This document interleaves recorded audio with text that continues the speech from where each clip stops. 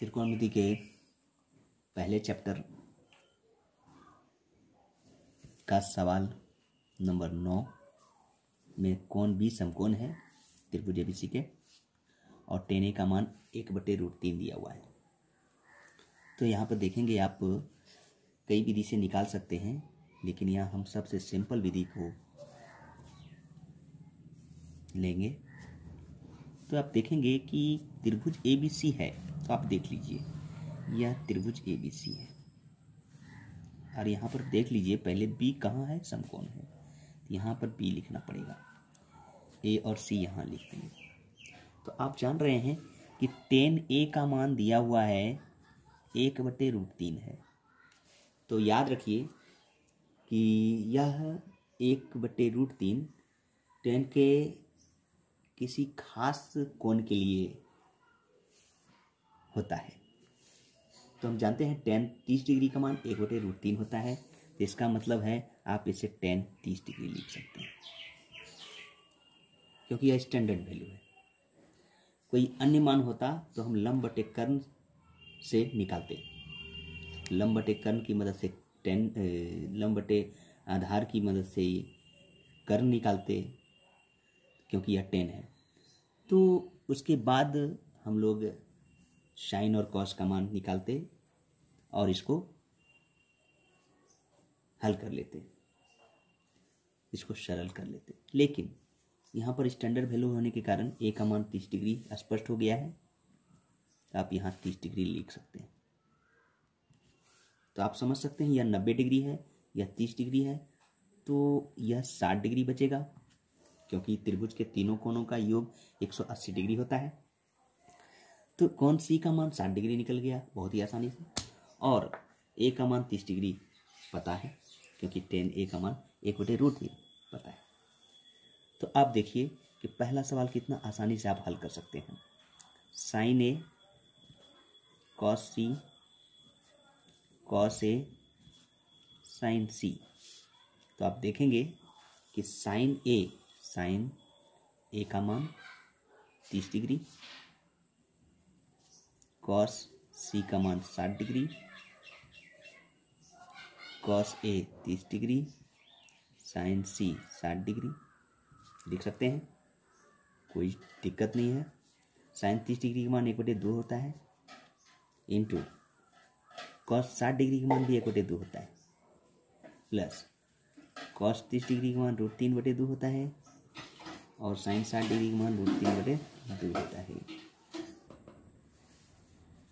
अब आप 1 गुना 1 लिखिए, 2 दूनी 4 लिखिए, √3 जब रूट में एक जैसे संख्या हो तो उसका स्क्वायर यानी उसका गुणनफल रूट खत्म हो जाता है और ये 2 दूनी 4। अगर आप इसका एलसीएम ले लें 4 तो 1 + 3 4/4, या आप समझ सकते हैं एक आया कैंसिल होकर के। तो ये बहुत ही आसानी से आपने निकाला।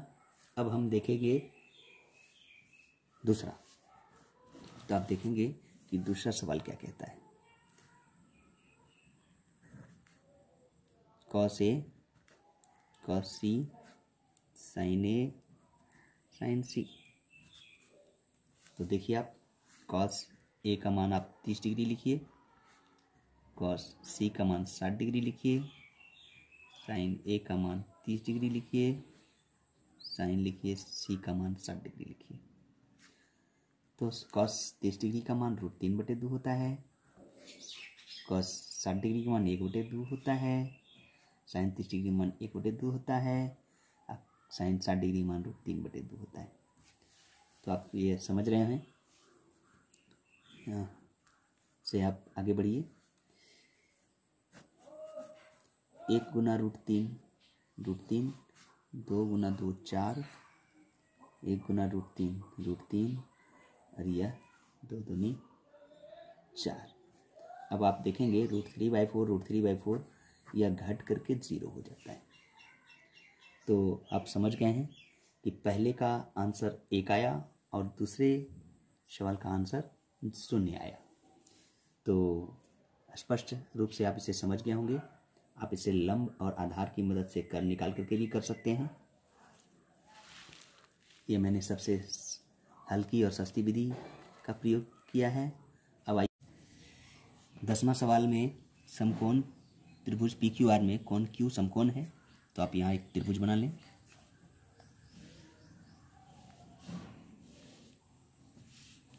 यह समकोण है तो Q समकोण बताया गया है।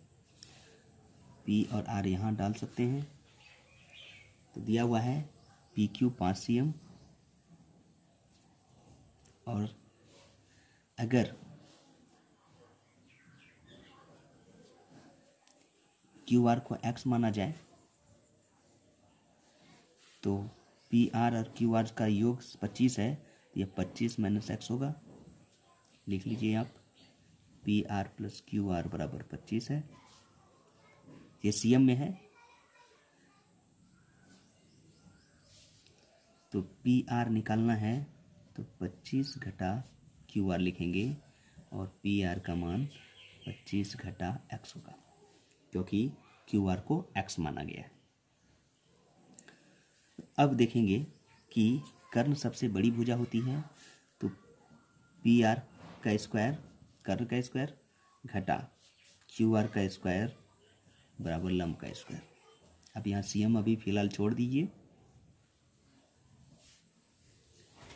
सभी भुजाएं CM में हैं, बाद में CM लिखा जाएगा। तो आप PR के बदले 25 - x लिख सकते हैं, ये x स्क्वायर लिख सकते हैं, ये 25 लिख सकते हैं। तो आप जानते हैं कि जब दो पदों का स्क्वायर होता है और बीच में घटाव होता है तो एक बार आप जोड़ सकते हैं, पहला पद जोड़ दूसरा पद, एक बार आप घटा सकते हैं। इससे क्या होता है कि x आपका घट जाता है, 25 होता है, और यहाँ 25 - 2x होता है। तो आप देखेंगे कि 25 - 2x बराबर 25, ये गुना है तो आप यहाँ डिवाइड कर सकते हैं एक बार में। तो आप देखेंगे कि 25 - 2x बराबर 1 आया है, और 2x को अगर आप इधर कर दें तो 25 +1 आके इधर -1 हो जाएगा।